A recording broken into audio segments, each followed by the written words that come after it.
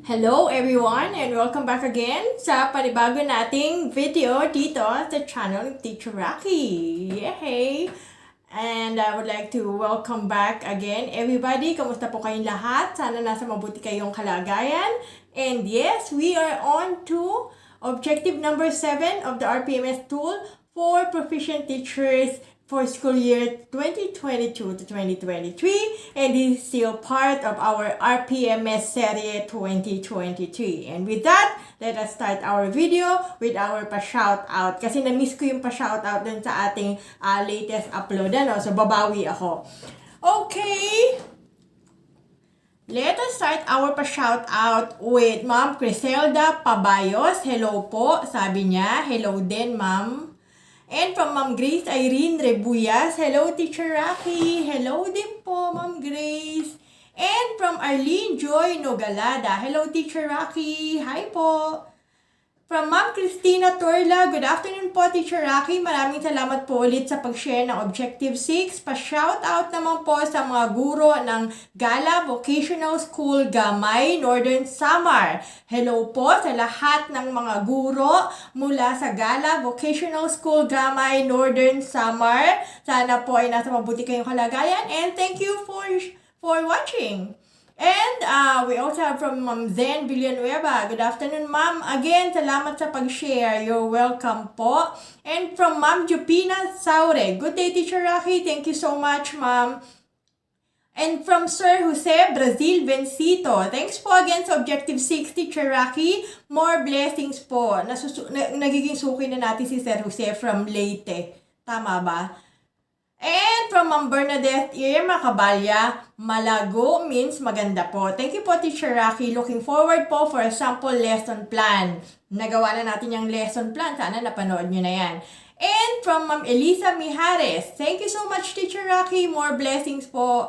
Thank you po. From Ma'am Lerma Soriano, hello, Teacher Racky. Kalago po ay Kapampangan word na ibig sabihin po maganda. Wow! Pagay nyo po ang pakulot nyo. Thank you very much po ulit sa RPMS series videos nyo. More power and God bless you po.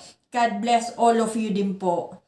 And from Ma'am Wilma Sevilla, good morning po. Thank you for a very informative info. God bless po. Ma'am Wilma Sevilla, parang naaalala kita dun sa ating last serye.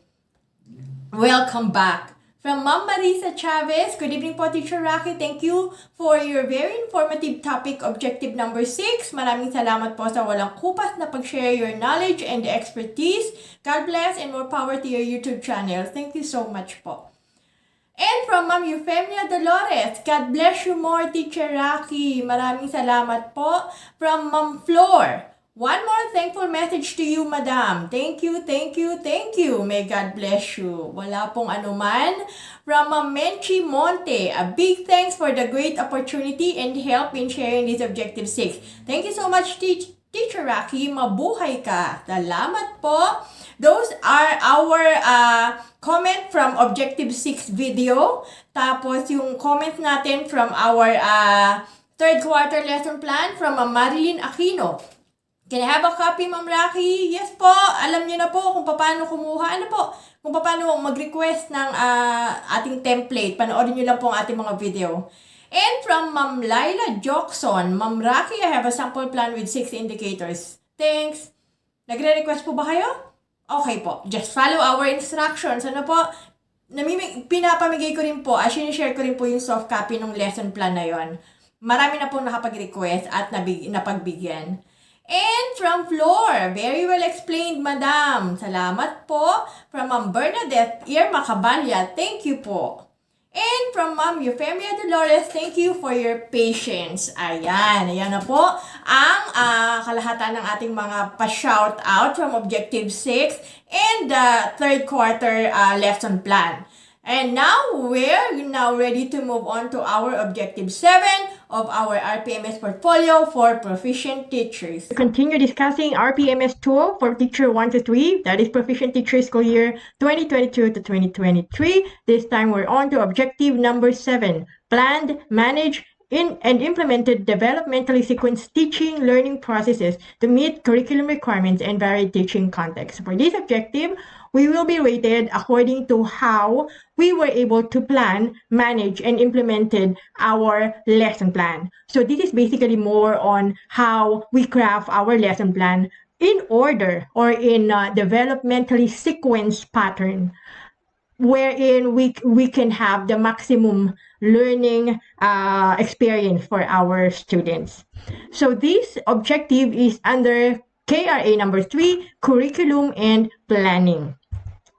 We'll go back again to the guidelines for classroom observation. For this school year, only 2 classroom observations are required, which will be conducted in the last 2 quarters. So 1 for the 3rd quarter and 1 for the 4th quarter. And having said that, according to the schedule and distribution of classroom observable indicators, the classroom observable indicator 7, or our objective number 7, will only be rated during our 4th classroom observation. So this is going to be our 4th classroom observable indicators for the 4th quarter classroom observation, because the first 3 classroom observable indicators will also be rated during this classroom observation. So for our rating sheet, we are going to be rated for classroom observable indicator number 7, which is planned, managed, and implemented developmentally sequenced teaching and learning processes to meet curriculum requirements and varied teaching contexts. That means that for this objective, we have to be able to manifest how we sequentially plan and manage and implement our lesson plan during lesson execution. For this, of course, our goal is always to get the highest possible score. So how are we going to get the highest possible score for this objective? The objective: planned, managed, and implemented developmentally sequenced teaching and learning processes to meet curriculum requirements and varied teaching contexts. For this objective, we will be guided by PPST 4.1.2, or the module 7 of the PPST resource package. So under the notes, we are the PPST resource package module 7 offers illustrative and instructive information that can help ratings achieve their objective. So this is our PPST resource package module 7, or the PPST 4.1.2. And again, let me remind you that this resource package can be downloaded from the internet. I suggest that we download these resource packages for our guide, so we can always go back to each module in case we needed more guidance during our classroom observation. So for this module, for this discussion, everything that we're going to discuss in this video is according to the module 7 of the PPST resource package. So what does Teacher Abby consider as one of her goals in teaching? Looking at the image, we can see that she imagines her learners being activated to climb up the ladder of education and eventually succeed. This is actually all our dream. All teachers dream of their students. Regardless of learners' background, skills, and abilities, Teacher Abby is out to nurture effective teaching and learning processes in her classroom.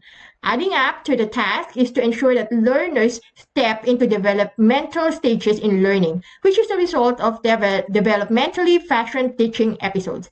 This crucial task of fostering developmentally sequenced teaching and learning processes encourage teachers like Teacher Abby to be mindful of effective instructional planning, which also includes successfully managing and implementing lessons.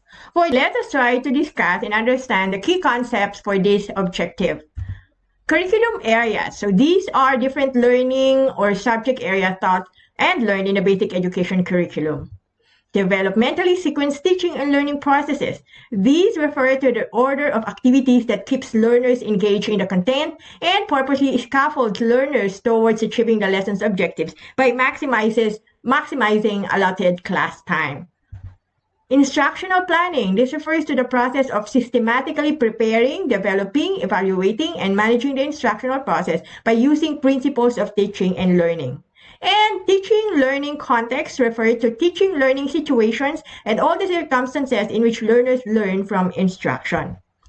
Teacher Abby is a grade 10 English teacher. One of her practices is to plan her lessons before the next day comes. She believes that preparation is everything, so she always tries to think of how she will come up with engaging activities in her daily lesson log. And imagine all her plans get concretized during teaching learning encounters. First, we will look closely into her plans, which she writes down in her personal notebook. Her topic concerns a literary piece, The Gorgon's Head, written by Anne Terry White. Let us see what's on the page of Teacher Abby's notebook and evaluate if she plans for developmentally sequenced teaching and learning processes for her lesson. So this is what she wrote on her notebook as a pre-planning for her lesson the following day. My plans for Gorgon's Head. Number 1, refer to the curriculum guide and the learner's material. Fill in the needed parts in the DLL. Make the reviews engaging for women.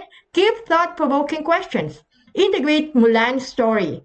Have learners do sustained silent reading. Focus on discrimination in the society. Use the activities or tasks from the learner's material.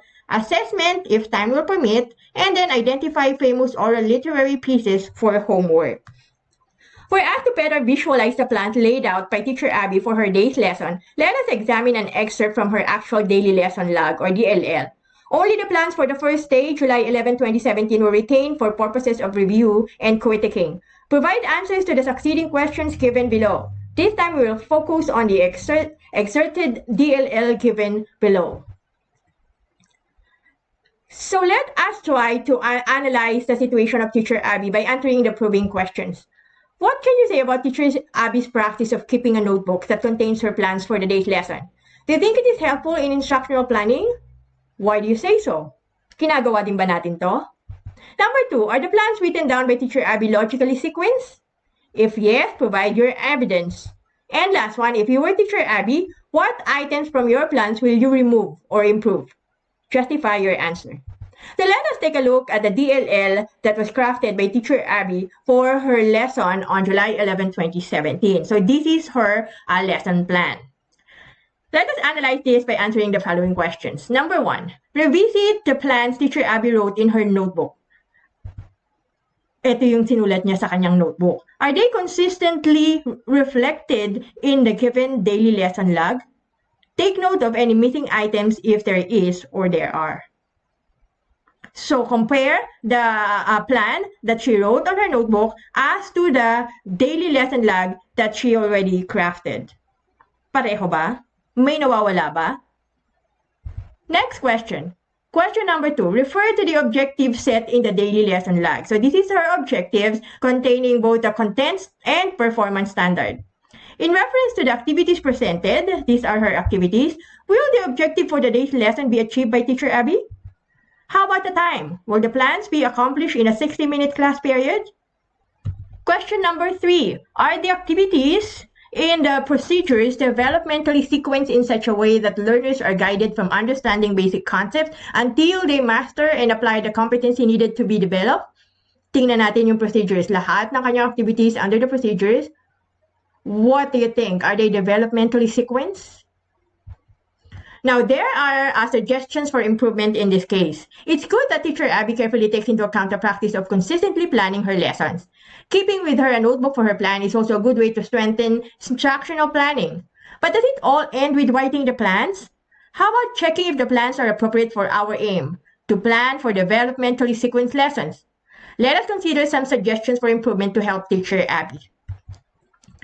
These are the different suggestions for improvement. Number 1, scaffolding is everything. Scaffolding refers to a variety of instructional strategies used to guide or support learners progressively toward better understanding and greater independence in the learning process. That is according to the Glossary of Education Reform 2015. Scaffolding is crucial for learners to move from one ladder of learning to another. To concretize things, the learners need to be guided using simple, basic activities at the beginning, leading to more complex learning encounters so as to reach the point where learners are able to master a specific learning competency. Number 2, keep learning activities contextualized. One of the priorities in coming up with developmentally sequenced teaching and learning processes is to make learning activities contextualized. If possible, tailor-made for the context of situation and the type of learners that we have, because we all know that we have diversities of learners. For instance, if issues about discrimination are highlighted in the lesson, it is better to anchor discussions and activities on discrimination issues in the Philippines or on the learner's immediate community. Activities to acquaint learners about discrimination should not only involve women, but also situations where men are discriminated or ostracized. The appropriateness of activities to the age and pacing of the learners are also crucial to make the teaching and learning processes meaningful and developmental. So we have to make sure that our learning activities are contextualized, meaning that they should be based on the actual experience of our students. So we cannot get an example which happened from somewhere else in the world. Kasi hindi sila makaka-relate doon. So dapat, it should be something that is relatable for our student. Another one, number 3, focus attention on the objective. The objective of the lesson goes hand in hand with the target learning competency from the curriculum guide. To match our aim of providing developmentally sequenced teaching and learning processes, our activities should be geared towards the objective of the lesson. Enabling activities like preliminary ones would help the learners shape prerequisite knowledge and skills that lead to the attainment of the learning competency.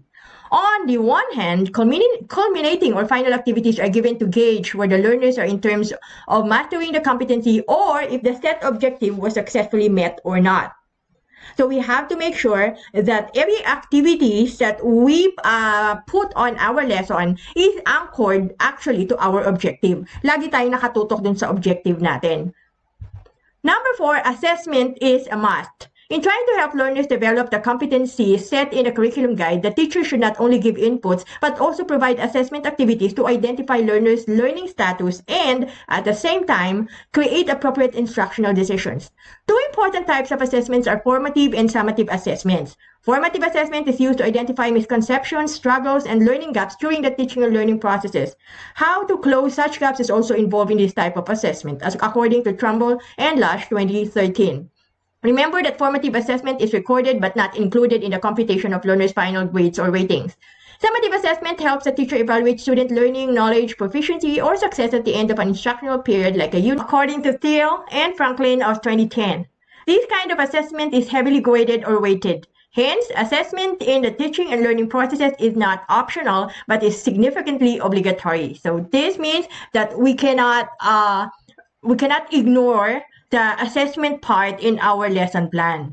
Kasi assessment is a must. So, katulad nung lagi natin ginagawa, we have the formative and summative assessment. Both of them plays a very vital role in our lesson execution. So, it is the assessment is not an optional. Hindi pwedeng sabihin na if you still have time, you do the assessment. Pag wala ng time, don't do the assessment. No, it's not like that. It is significantly obligatory.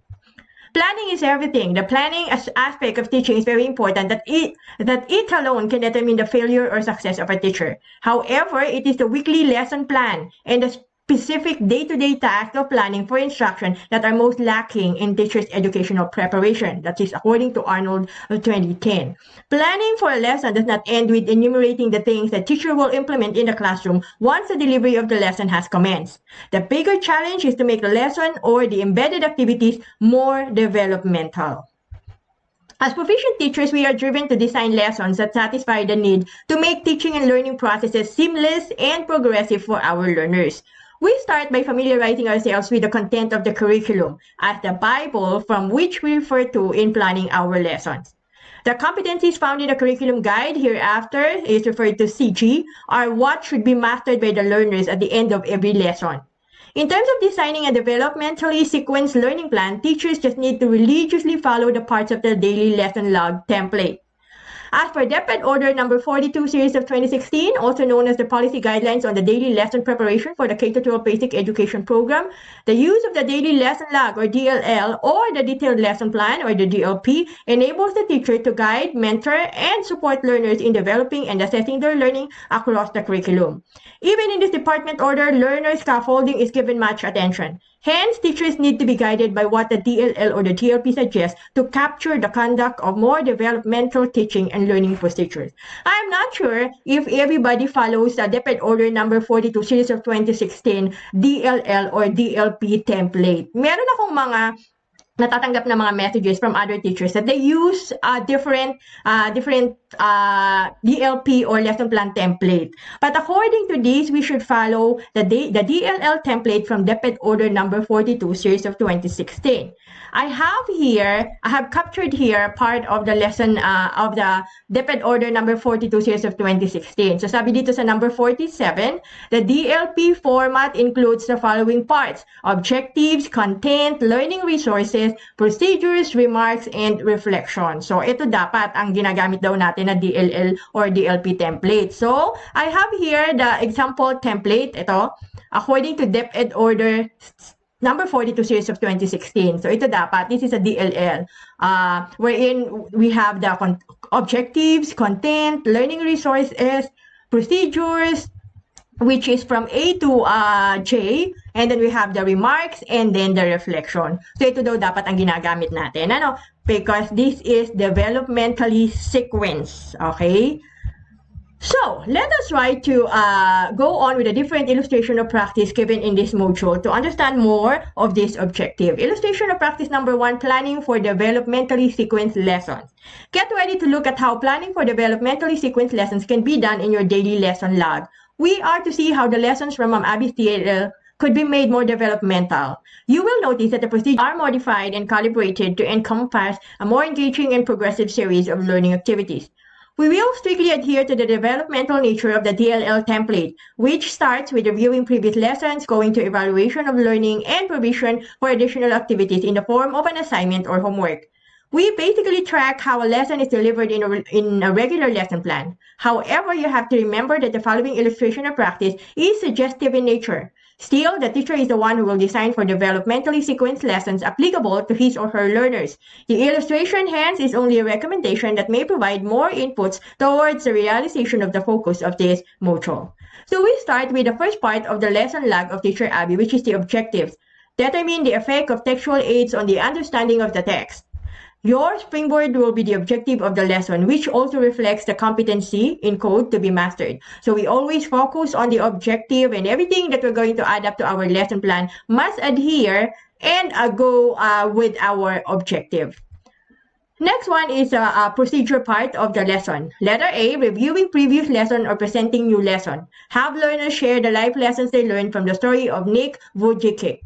For a developmentally sequenced teaching and learning processes, we start with a review of the previous lesson to activate learner schema or prior knowledge. In this DLL, the review taps on the life story of an inspirational speaker who also survived challenges brought about by his physical condition. The review will help the learners begin with combining their prior knowledge to the new knowledge they will be developing from the main lesson. Letter B, establishing a purpose for the lesson. Make learners listen to the song Reflection from the movie Mulan and react on its message. Helping learners establish the purpose of the lesson could be a form of motivation. A motivation may be a creative activity that could help engage learners to the new lesson.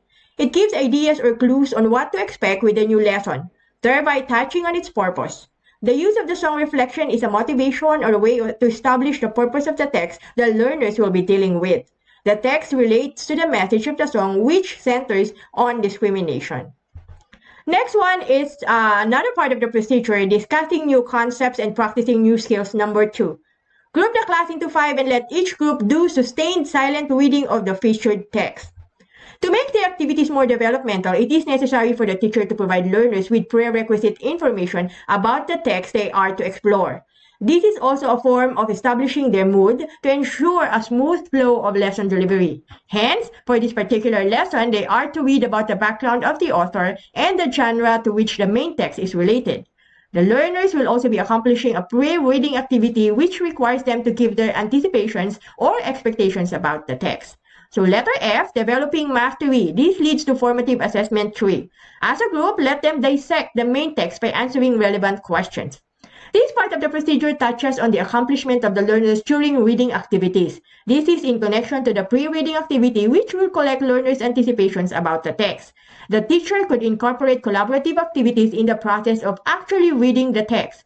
Sustained silent reading, where learners read the text silently together, is highlighted on this lesson procedure. On the one hand, after reading the text, the next activity could be one that will activate the new knowledge the learners have developed out of reading the main text. In this case, the teacher may ask a series of questions in relation to the text or the featured narrative.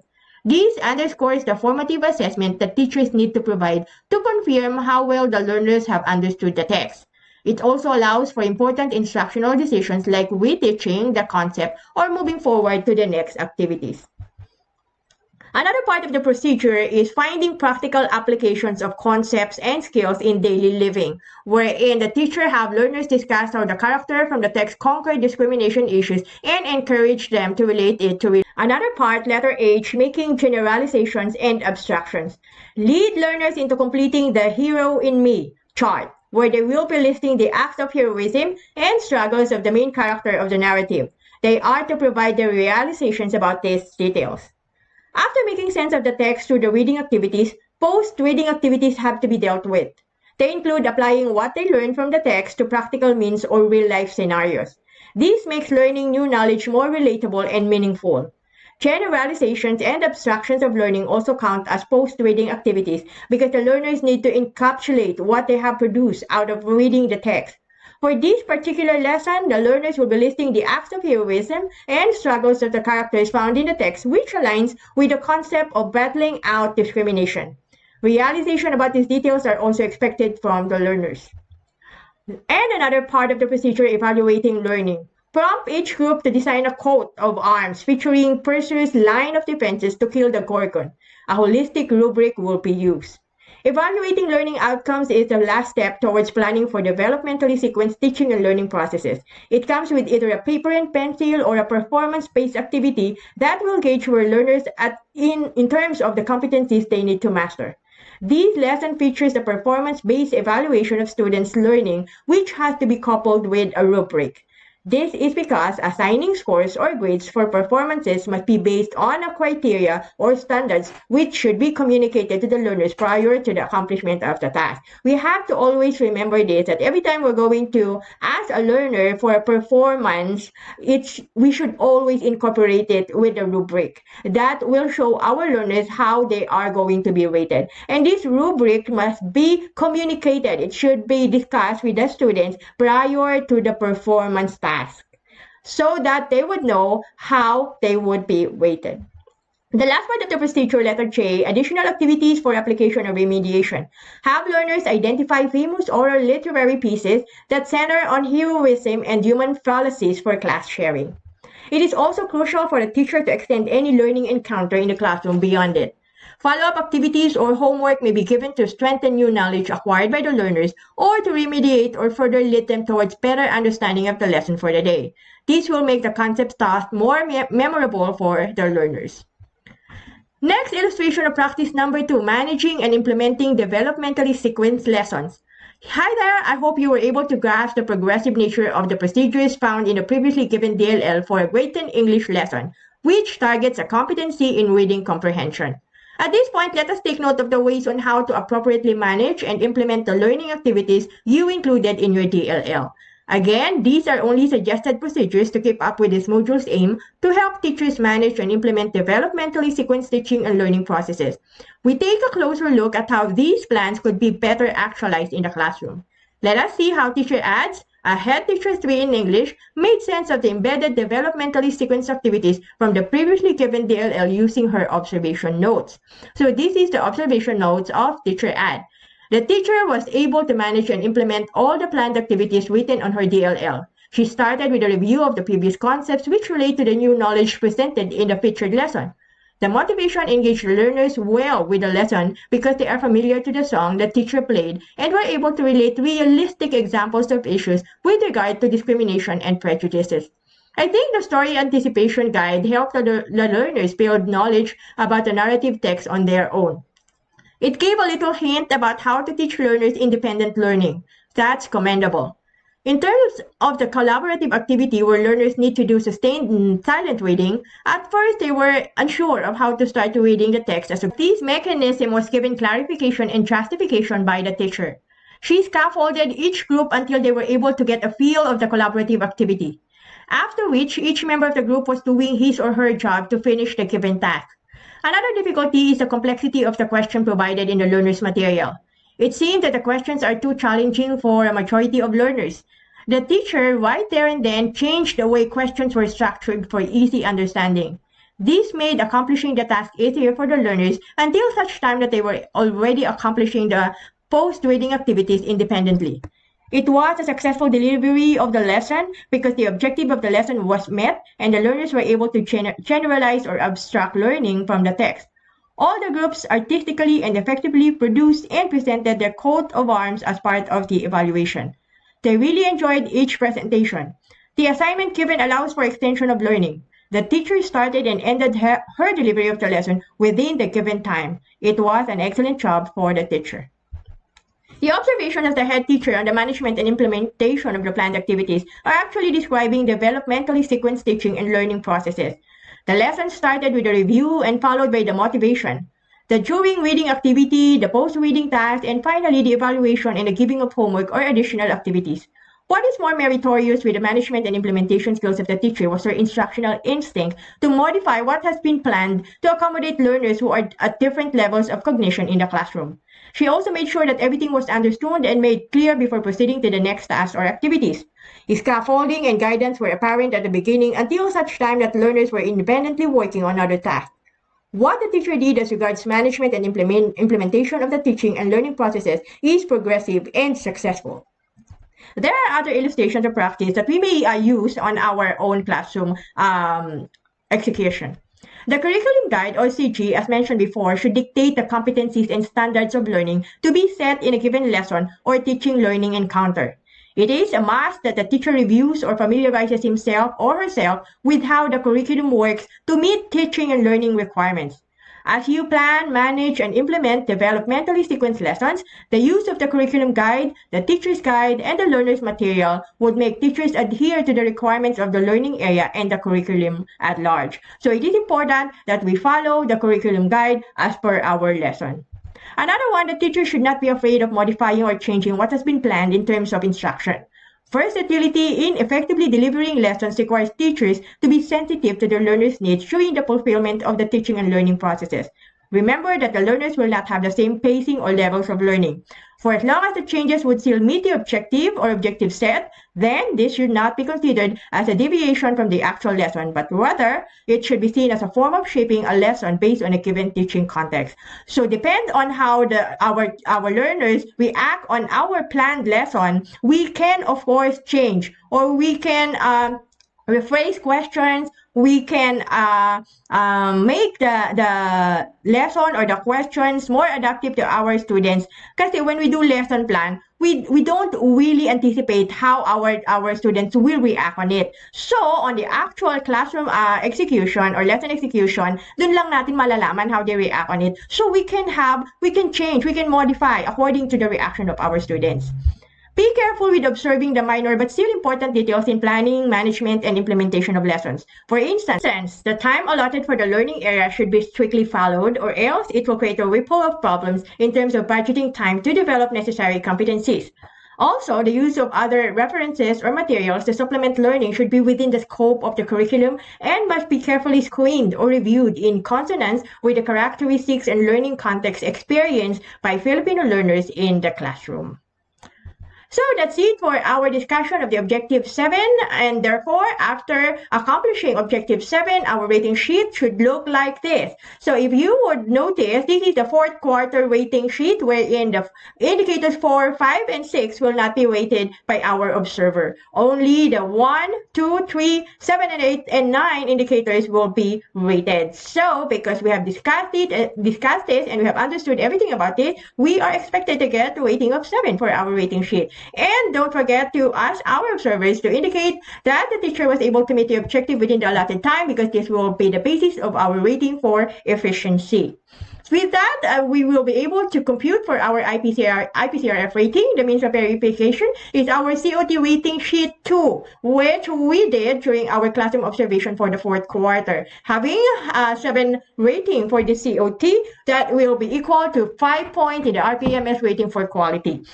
And because we were able to meet the objective for within the allotted time, we got the RPMS 5-point scale rating of 5, which is 5 according to the RPMS rating for efficiency. Now we are ready to put our MOVs, of course, on our RPMS portfolio. So we are already done with objective 1, 2, 3, 4, 5, and 6. Now we are on to objective number 7 under KRA 3. So, let's put in, ayan, linagay na natin ang ating waiting sheet for fourth quarter COT2. And then the annotation for Objective 7, which is also the Classroom Observable Indicator 7, and the fourth Classroom Observable Indicator for the fourth quarter classroom observation. I got a rating of 7, which is equivalent to 5 points in the IPCRF rating under quality. Having a note from my observer that I have met the objective within the allotted time gives me a score of 5 points under the efficiency. So, that's it. We have accomplished our RPMS portfolio. Let us proceed to our IPCRF rating sheet. Under the encoding sheet, kung mapapansin nyo, ang Objective 7 natin, naka-purple yung COT1 because we're not going to encode anything on it. We start with COT2, which is a classroom observation for the fourth quarter, and then we type in our score for this objective, that is 7, that gives us 5 points, and then we're going to type the score for efficiency, which is 5 points, that will give us the average of 5, and the score of 0.350, and that will be updated on the part 1 of our IPCRF. Ayan, update na yan, automatic. And then that would also reflect on the part 3 of our IPCRF, which is the individual performance commitment review form summary sheet. So, Objective 7, ayan, may score na tayo sa Objective 7. So, ayan na po ang kabuuan ng ating video for Objective 7. Sana po nadagdagan ang inyong kaalaman kung paano natin bubuuhin ang ating lesson plan. Actually, ang Objective 7 naman, basically, is how we construct our lesson plan. Dun yung tinitingnan. Paano tayo nag-construct ng ating lesson plan? Is it developmental? Naka-align ba lahat yan sa objective natin, yung lahat ng ating mga activities? Well, we are very lucky kasi we can do pre-con before our classroom observation, di ba? Ipapakita natin kay observer yung ating lesson plan, yung ating ginawang lesson plan for the classroom observation. Tapos, i-check niya yon. Kung may correction, pwede mo pang baguhin before your classroom observation. We just have to make sure na ating construction or crafting of our lesson plan will be developmental and will be aligned to our objective. Ayun yung pinaka-importante. So that's it. I hope you hit that like button po if you like this video. And for those who have not subscribed yet, I am encouraging you to subscribe and hit that notification bell to bell all kasi marami pa tayong padating na mga videos about RPMS serye. Ano po? So, God bless everyone. Thank you.